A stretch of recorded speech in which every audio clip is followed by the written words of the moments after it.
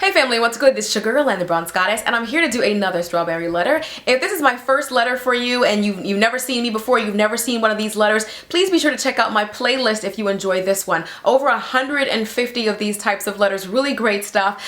Be sure to check it out. I will link my playlist below. And also, if you love my relationship advice on dating and marriage and all that kind of stuff, be sure to check out my new book. It's called The Dating Game: How to Find Yourself While Looking for Mr. Right. It's available on CreateSpace and on Amazon. Of course, I will link my book below. But anyway, without any further ado, let's get started with today's letter. Let's go get 'em.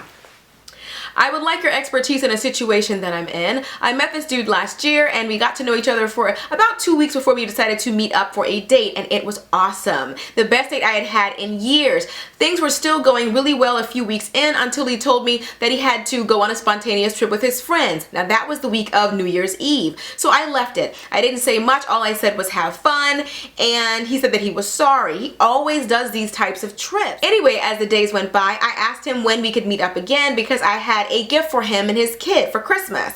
I wanted to give them to them, and he ended up telling me that he had to move to another city because his ex was taking him to court for full custody. He wants full custody of their daughter. He asked me if I would stick with him and until the case was over. So I asked him what guarantee that I had if I said yes, and he said that things get rough, but I had to trust in him that everything would be okay. So I left it. I continued to send him supportive messages asking how the case was going, and he would tell me not so good.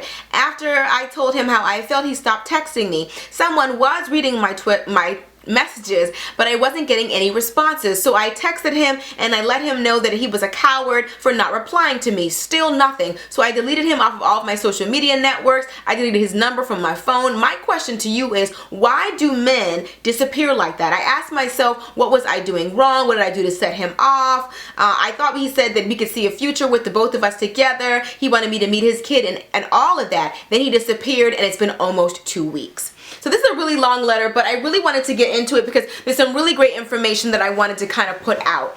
The main thing is, why do men disappear? I think one of the reasons why men disappear is they're not ready for the same thing that you are ready for.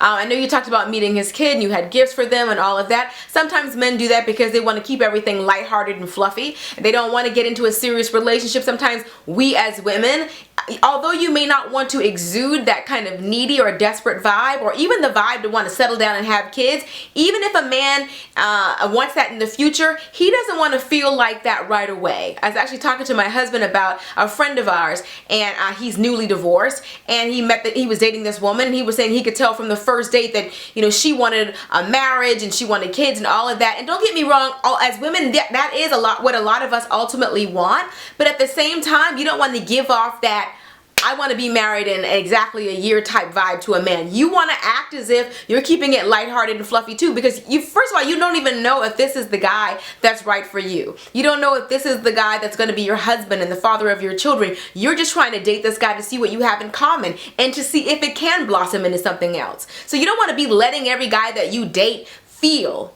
that kind of energy right away.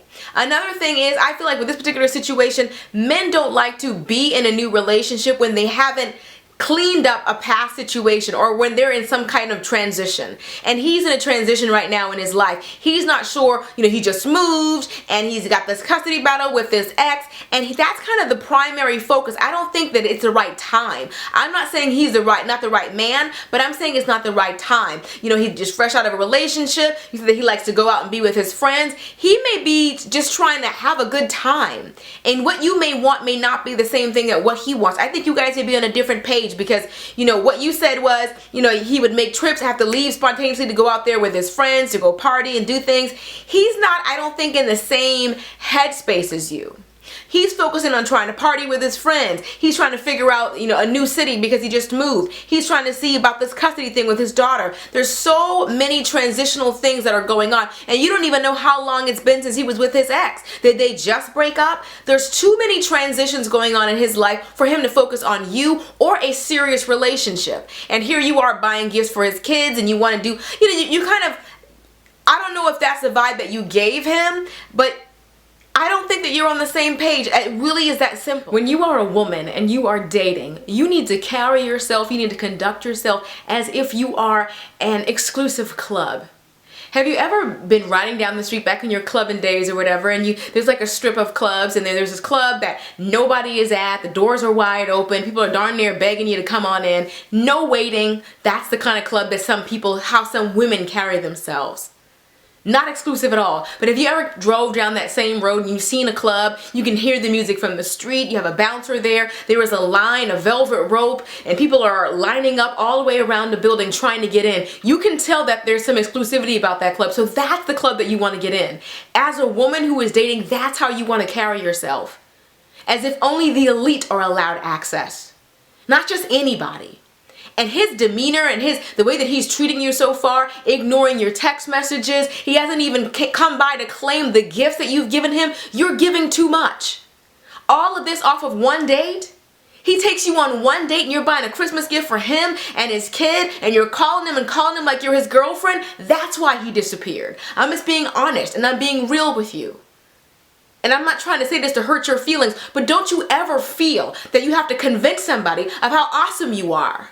How amazing you are. I don't care if it's a boyfriend, if it's a friend, if it's a potential love interest, if it's a family member, if it's whoever it is. You never waste your time trying to convince somebody how amazing you are. They either know that or they don't. And in this case, he didn't know what he had.